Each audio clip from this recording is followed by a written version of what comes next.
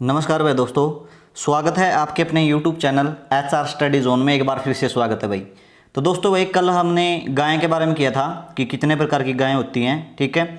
तो आज हम करेंगे भाई भैंस के बारे में भाई। तो मोस्ट इंपॉर्टेंट वीडियो रहने वाली है भाई, ठीक है। अब जितनी भी भैंस अपने भारत में है या पूरे विश्व में, उनके बारे में जिक्र कराएंगे। तो चलिए करते हैं भैंस के बारे में भाई। भैंस इंग्लिश में बफेलो कहा जाता है, ठीक है। गर्भाविधि होती है भाई इनके 310 दिन में ब्याती हैं, ठीक है। 310 दिन में बच्चे को जन्म देती हैं, ठीक है। प्रथम प्रजनन आयु भाई 18 से 21 माह में, ठीक है। यानी कि जब पहली बार ब्याह है तो 18 या 21 माह की होती हैं भैंसें भाई, ठीक है। मध्यकाल 24 घंटे भाई, मोस्ट इंपॉर्टेंट रहेगा ये भी और ये भी भाई। कई बार पूछ लिया है कितने दिन में ब्याती है, ठीक है। आगे दोस्तों भाई, भारतीय भैंस को जल भैंस कहा जाता है। तो मोस्ट इंपॉर्टेंट है भाई, क्वेश्चन पूछ सकता है कि जो हमारी देसी भैंस है, देसी बोलते हैं अपनी, इसको क्या कहा जाता है? जल भैंस कहा जाता है, ठीक है। वह इसका वैज्ञानिक नाम जीनस बुवेल्स है भाई, ठीक है। जीनस बुवेल्स इसका वैज्ञानिक नाम है। विदेशी भैंस को दलदली भैंस कहा जाता है। जो विदेशी भैंस होती है ना, उसको क्या कहा जाता है? दलदली भैंस कहा जाता है। इसका वैज्ञानिक नाम क्या है? जीनस सिनसेरम, ठीक है। सिनसेरम इसका वैज्ञानिक नाम है किसका? विदेशी भैंस का भाई, ठीक है। विदेशी भैंस को दलदली भैंस भी कहा जाता है। मोस्ट इंपॉर्टेंट है, ध्यान से याद कर लियो। तो आगे है दोस्तों, देश में भैंसों की मान्यता प्राप्त 11 प्रजातियां हैं। कितनी प्रजातियां हैं देश में? 11 प्रजातियां हैं मान्यता प्राप्त भाई। तो सबसे मोस्ट इंपॉर्टेंट रहेगी मुर्रा भैंस, सुरती, जाफराबादी, मेहसान, बदावरी और गोदावरी भी मोस्ट इंपॉर्टेंट रहेगी भाई। जाफराबादी भी मोस्ट इंपॉर्टेंट है और मुर्रा ही भाई। नागपुर भी मोस्ट इंपॉर्टेंट रहेगी। आगे है सानभलपुरी भाई, ठीक है। सानभलपुरी मोस्ट इंपॉर्टेंट रहेगी ये भी भाई। तराई, टोडा और सथाकनारा, ठीक है, मोस्ट इंपॉर्टेंट रहेगी सथाकनारा भी। तो इनमें आप इनको अच्छी तरह से याद कर लेना। तो दोस्तों भाई फुल डिटेल में करेंगे मुर्रा भैंस के बारे में भी, सुरती, जाफराबादी, इन सभी के बारे में फुल डिटेल में करेंगे हम। तो आगे भाई दोस्तों, देश में कुल भैंसों की संख्या 109.85 मिलियन है, ठीक है। मोस्ट इंपॉर्टेंट है, पूछ सकता है भाई कितनी है? 109.85 मिलियन है, जो पिछली गणना की तुलना में लगभग 1.0% अधिक है भाई, ठीक है। पिछली तुलना में कितनी है? 1.0% एबल है भाई। वह हरियाणा में कुल 43,76,644 भैंस है भाई। मोस्ट इंपॉर्टेंट अपना हरियाणा में कितनी है? 43,76,644 भैंस है भाई।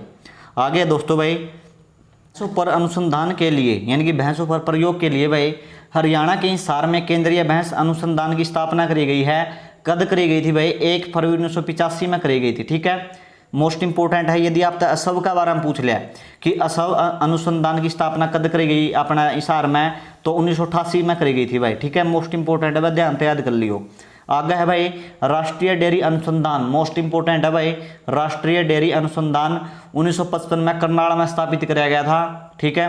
राष्ट्रीय डेयरी अनुसंधान ने विश्व में पहली भैंस क्लोन, ठीक है, क्लोन का नाम क्या था? पहली भैंस का क्लोन था जो ग्रीमा नाम था उसका, ठीक है, बनाने में सफलता प्राप्त करी थी भाई, ठीक है। मोस्ट इंपॉर्टेंट क्वेश्चन है। HSSC क्वेश्चन क्या पूछेगी कि पहली भैंस का जो क्लोन था उसका नाम क्या था, ये पूछ लेगी। राष्ट्रीय डेयरी अनुसंधान हरियाणा में कहाँ पर है? करनाल में है। स्थापना के बारे में पूछ लेगी, इसकी स्थापना कब हुई थी? 1955 में हुई थी भाई, ठीक है। तो अगर बात करूँ मैं राष्ट्रीय डेयरी अनुसंधान की भाई, तो जो इसकी सबसे पहले स्थापना करी गई थी 1923 में करी गई थी भाई। 1923 में कहाँ पर करी गई थी? बेंगलोर में की गई थी भाई, ठीक है। बेंगलोर में इसकी स्थापना करी गई थी दोस्तों सबसे पहले 1923 में। लेकिन 1955 में जो हमारा राष्ट्रीय डेयरी अनुसंधान था करनाल में स्थापित कर दिया गया भाई। मोस्ट इंपॉर्टेंट है, ध्यान से याद कर लियो।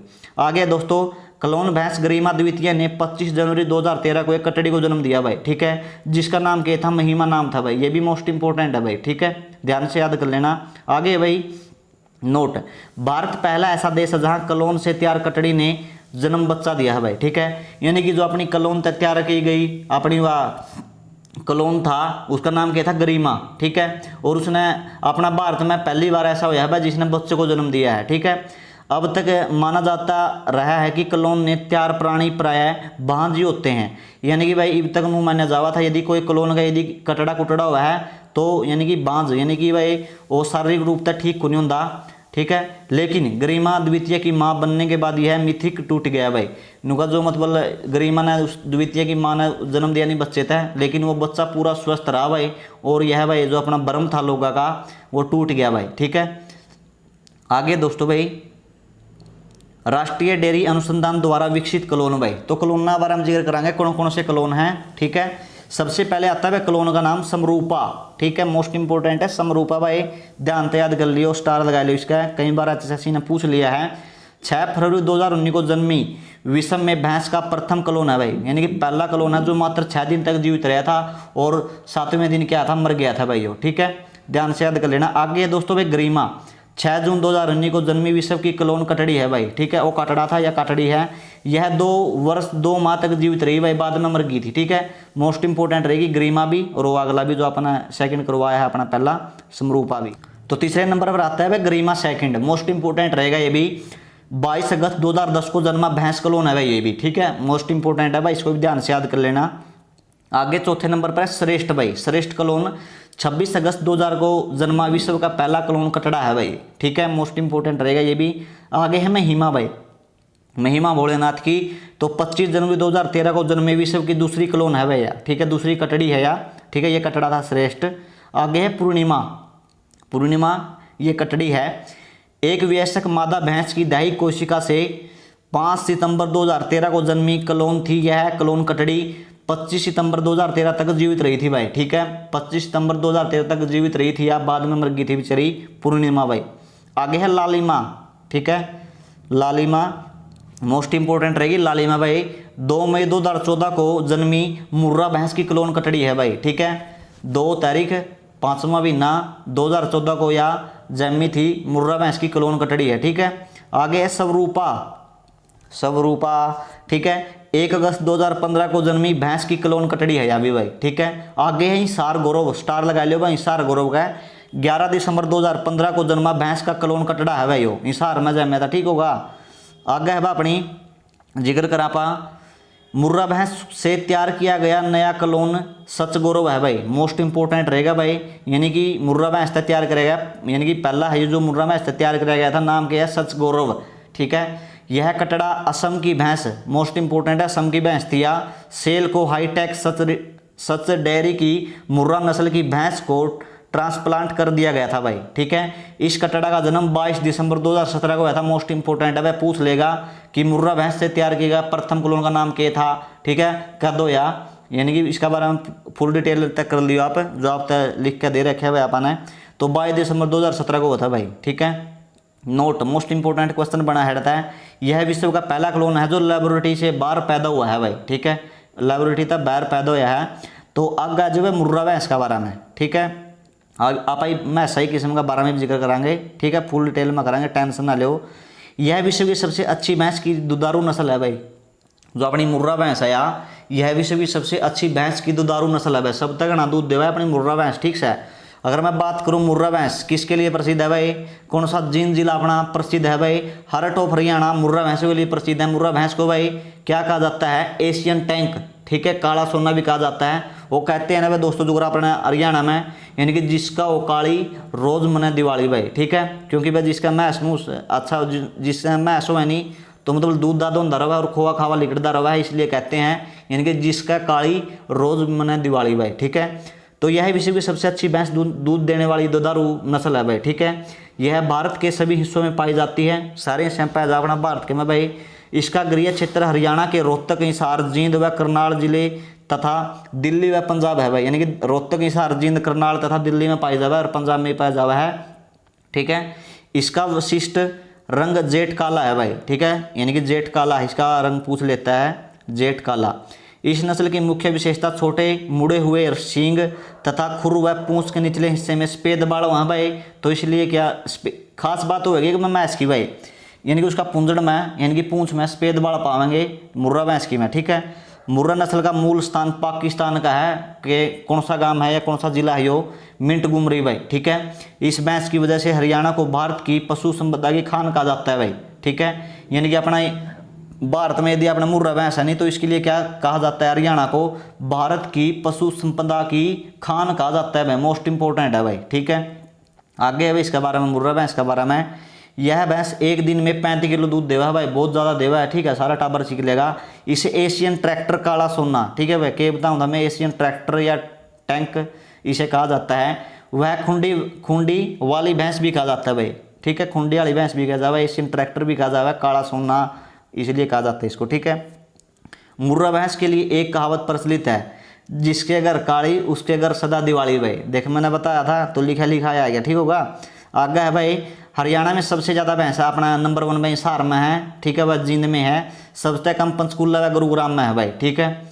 आगे है भाई हरियाणा में सबसे ज़्यादा मुर्रा भैंस जींद व कैथल में है भाई, ठीक है। पहला नंबर पर है टॉप हरियाणा और दूसरा पर हनुमान जी की नगरी आवा भाई कैथल भाई, ठीक है। तो आगे है दोस्तों 18 मार्च 2018 को हरियाणा के पशुपालन डेयरी विभाग के अनुसार मुर्रा जनन द्रव के और अधिक विकास के लिए भाई अपनी हरियाणा सरकार ने नारनौंद किस जिले के अंतर्गत आता है, हिसार जिले के अंतर्गत आता है भाई।